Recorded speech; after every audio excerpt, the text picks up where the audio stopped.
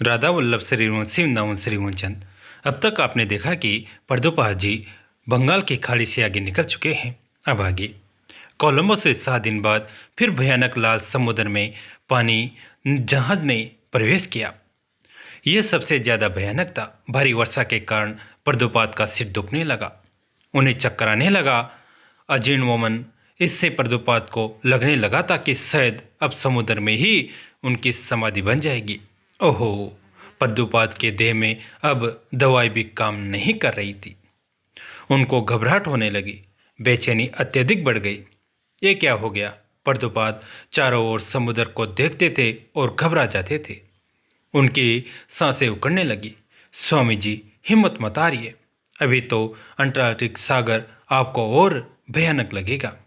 अभी तो आपको और हिम्मत से काम लेना होगा, कप्तान समझा रहा था। पर प्रद्योपाध की बेचैनी खत्म ही नहीं हो रही। अब क्या? तभी अंटार्कटिक महासागर में जलयान ने प्रवेश किया। ओहो, ये क्या था? इतना भयानक तूफान! प्रद्योपाध कुछ समझ नहीं पा रहे। पानी जहाज हिल रहा है, उसी के कारण प्रद्योपाध को और घबराहट हो रही है। स्वामी जी, समुद्र को मत देखिए और चक्कर आएंगे आपको, कप्तान ने समझाया। पर स्वामी जी समुद्र को ही देख रहे हैं, उन्हें रोना आ रहा है। मैं श्रीधाम वृंदावन क्यों छोड़कर आया? वहीं वास करता, वहीं अपनी देह को त्यागता। पर गुरुदेव की आज्ञा थी ना, प्रद्योपाध के मन ने कहा। पर प्रद्योपाध अपने मन से संवाद करते हुए कहते हैं, कह देता गुरुदेव को कि मुझ में सामर्थ्य नहीं है, मैं भजन करूंगा और श्रीधाम वास करूंगा। कह देता गुरुदेव किसी अन्य शिष्य को चुनकर उन्हें भेजिए। कह देता मैं वृद्ध भी तो हो गया हूं, अब कहाँ जाऊंगा? प्रद्योपाध रो रहे हैं और अपने आप को आज असहाय अनुभव कर रहे हैं। मैं आज यहीं मर जाऊंगा। कप्तान भी घबराया हुआ है। प्रद्योपाध उसको देखते हैं, सामने से तूफान आ रहा है, समुद्र की तरंगे उठ रही हैं, बिजली आकाश में चमक रही है, गर्जना हो रही है। तभी एकाएक भयानक आवाज हुई। बिजली समुद्र में गिरी थी। पर प्रद्योपाध चिल्लाए, हरि बोल! पर यह क्या? प्रद्योपाध के हरि बोल कहते ही आकाश में भगवान श्री कृष्ण प्रत्यक्ष प्रकट हो गए। मुस्कुराता मुखारविंद पर उनके हाथों में पांजन्य शंख था। प्रद्योपाध ने उनके दर्शन किए। हे दामोदर, हे राधा दामोदर! प्रद्योपाध के इस संबोधन से ही श्री कृष्ण के हाथों से शंख चला गया और इस स्थान में बांसुरी आ गई। क्यों डरते हो? मैं तुम्हारे साथ हूं। ये भगवान श्री कृष्ण के वाक्य स्पष्ट सुनाई दिए प्रद्योपाध को। फिर तो क्या था?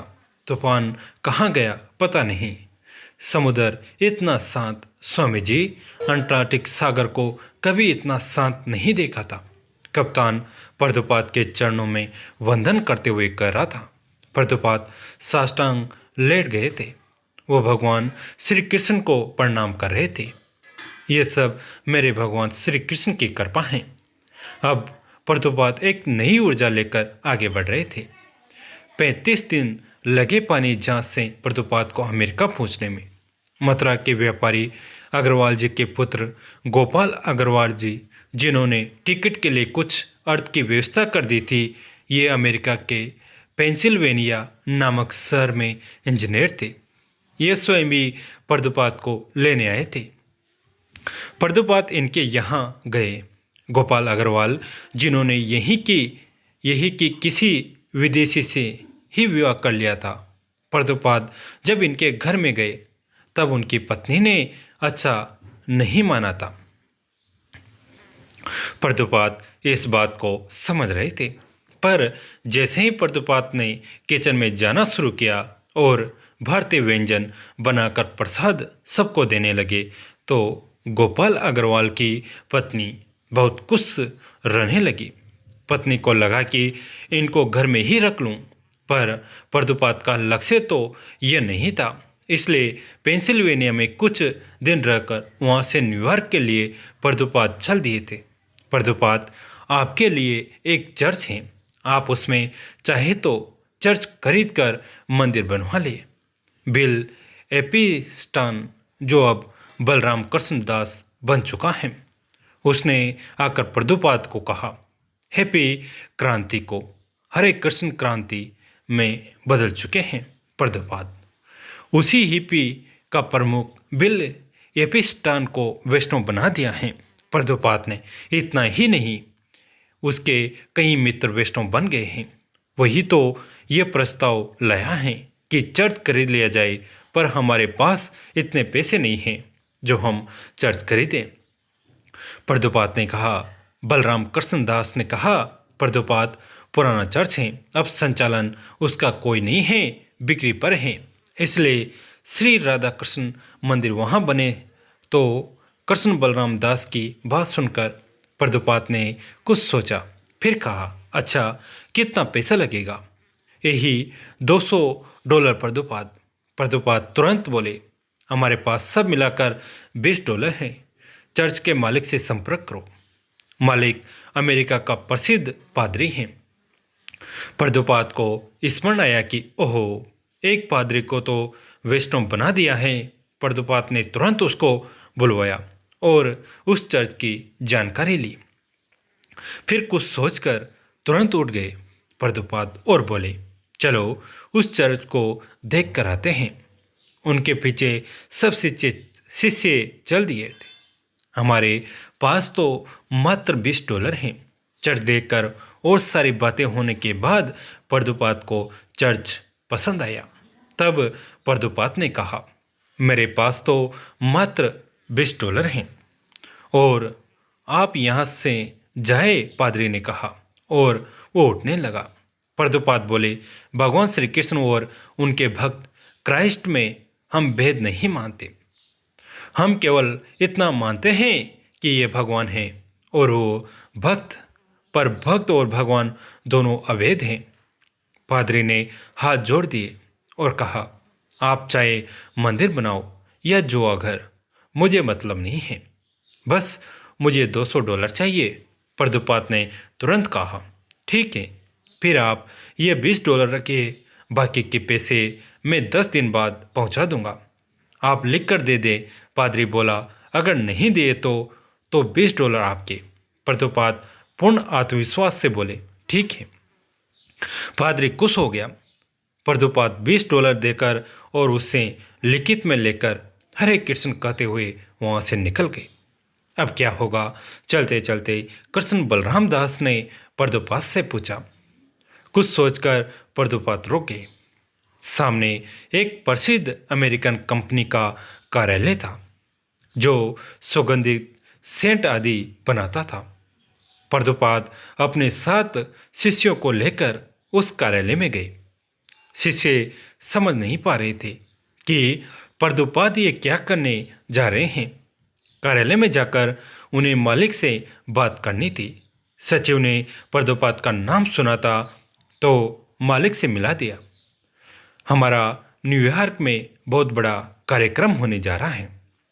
कृष्ण बलराम दास और हेग्रीव दास चौंक गए थे कि प्रभुपाद ये क्या कर रहे हैं, अब होने जा रहा है और कहाँ? कंपनी के मालिक ने पूछा। प्रभुपाद ने न्यूयॉर्क के प्रसिद्ध ग्राउंड का नाम बताया। कितने लोग आएंगे? इस प्रश्न पर प्रभुपाद ने कहा, न्यूयॉर्क के सभी हिप्पी रहेंगे, लगभग 10,000 हिप्पी। मालिक ने नाम भो सिकोड़ा तो प्रसिद्ध तुरंत बोले, क्या आपको पता है हिप्पी में सब लड़के अच्छे घर से हैं और आपका भतीजा भी तो? बीच में बलराम कृष्ण दास ने कंपनी के मालिक से जब कहा तो उसने सिर झुका लिया। प्रभुपाद ने उन्हें बड़े प्रेम से समझाया और कहा, यह हमारा आंदोलन युवाओं को सुधारने का है। आप इनको जानते हैं? ये हिप्पी के प्रमुख थे और इन्होंने चाय तक छोड़ दिए हैं। कंपनी के मालिक ने बलराम कृष्ण दास को देखा, फिर कहा, क्या आप सभी हिप्पियों को नशा से मुक्ति दिला सकते हैं? पूर्ण आत्मविश्वास से प्रभुपाद ने कहा, हाँ। क्या आप अमेरिका को हिप्पियों से मुक्ति दिला सकते हैं?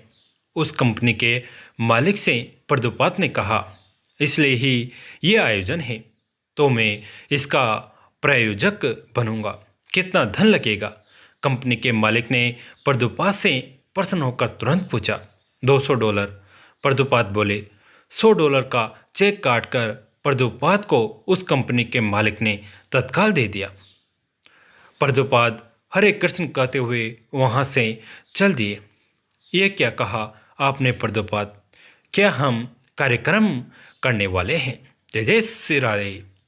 हाँ, इतना कहकर कुछ सोचते मुस्कुराते प्रदोपात अमेरिका की सड़कों में सिर ऊंचा करके चल रहे थे और उनके पीछे अब उनके अमेरिकन से मेरी तरह यू मार्क ये माथे में लगाना पड़ेगा, गले में तुलसी की माला, और हाँ, नॉनवेज छोड़ना पड़ेगा। नहीं नहीं, ओनियन भी। बलराम कृष्णदास रात्रि के समय अपनी महिला मित्र को समझा रहा था। जेनी उसका नाम था, पर वो कह रही थी, मैं ये सब नहीं मानती। पर बलराम कृष्णदास, जिसका पूर्ण नाम बिल एपिस्टान था, वो अपनी महिला मित्र को विनती के स्वर में कह रहा था, ये मार्ग वैष्णव कहलाता है। इसमें बहुत आनंद है। इसमें योगा जैसा बोर भी कुछ नहीं है। नाचना, गाना, भगवान श्री कृष्ण के संकीर्तन में डूब जाना। प्यारी जेनी, तुम भी तो आई थी संकीर्तन में। पर जेनी उसकी बात अब सुन नहीं रही थी। जेनी जोर से चीखी, तुम मुझे छोड़ोगे या इस वो बेहुदे वैष्णव धर्म को? तब प्रदोपात नीचे उतरे और बलराम कृष्णदास को पूछने लगे, ये कौन है? सिर झुकाकर बलराम कृष्ण ने कहा, मेरी महिला मित्र। ये सुनते ही प्रदोपात बहुत प्रसन्न होते हुए बोले, फिर तो तुमको विवाह कर लेना चाहिए। जेनी ने जब ये सुना तो उसे अच्छा लगा। प्रदोपात अब जेनी को समझा रहे थे, विवाह के बिना पुरुष और स्त्री साथ में रहे ये अनैतिक है। भोग आदि में लिप्त रहने के लिए पुरुष और स्त्री का संबंध नहीं है। पवित्रता के साथ विवाह करो और परिवार को बढ़ाओ। अस्तित्व तो इससे प्रसन्न होता है। ये क्या कह रहे थे प्रदोपात? पर जेनी को अब अच्छे लगने लगे थे। प्रदोपात जेनी के पास गए, उसके सिर में हाथ रखा। जेनी को प्रदोपात के स्नेह ने छू लिया था। बेटी, तुम इससे प्रेम करती हो? प्रदोपात ने जेनी से पूछा। हाँ, जेनी ने उत्तर दिया। फिर तो तुम ये बिल्कुल नहीं चाहोगी कि ये नशा करे, अनैतिक संबंधों में अपने इस लोक को बर्बाद करे? प्रदोपात जेनी से पूछ रहे थे। वो कुछ शक पकाई। प्रदोपात ने उसे उत्साहित किया। प्रश्न के उत्तर देने के लिए, हाँ, मैं नहीं चाहती कि मेरा ये मित्र नशे में डूबा रहे और अन्य स्त्रियों से अनैतिक संबंध रखे। तो इसने सब छोड़ दिया है। ये तो चाय और कॉफी भी नहीं पीता, न किसी अवैध संबंध में अपने को बर्बाद करता है। क्या ये गलत है? प्रदोपात की बात सुनकर वो लड़की जेनी कहती हैं, नहीं, तो फिर तुम इसको अपना पति नहीं बनाओगी? जेनी प्रसन्न हुई। हाँ कहते हुए वो अपने पुरुष मित्र बलराम कृष्णदास की ओर देखकर मुस्कुराए। पर ये तुमसे विवाह क्यों करे? प्रदोपात जेनी को ध्यान से देखते हुए पूछ रहे थे। मैं सुंदर हूँ, जेनी ने कहा। पर ये सुंदरता कब तक? क्या 30 वर्ष के बाद भी तुम सुंदर रहोगे? प्रदोपात पूछते हैं। जेनी कुछ बोल न सकी तो प्रदोपात तुरंत बोले, नैतिकता, समर्पण, सेवा, ये भाव मुख्य हैं पति पत्नी में। अगर ये नहीं तो कामुक होना, दिखना, ये कोई विशेषता नहीं है। जेनी अब प्रभुपाद को देखकर गदगद हो गई थी। तो बताओ, मेरे शिष्य बलराम कृष्णदास को पति बनाओगी? प्रभुपाद बोले। हाँ, प्रसन्न मन से अब जेनी ने कहा, पर एक शर्त है। प्रभुपाद फिर बोले, क्या? जेनी ने पूछा। तुमने भी वैष्णव बनना होगा और भगवान श्री कृष्ण के कृपा को प्राप्त करना होगा।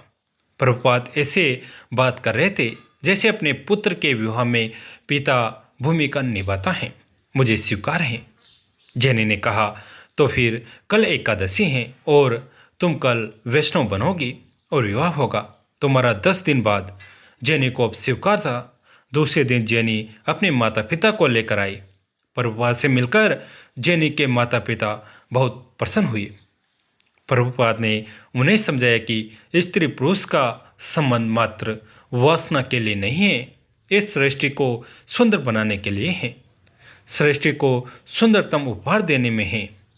संतोत्पत्ति ही विवाह के मूल में है, न कि वासना।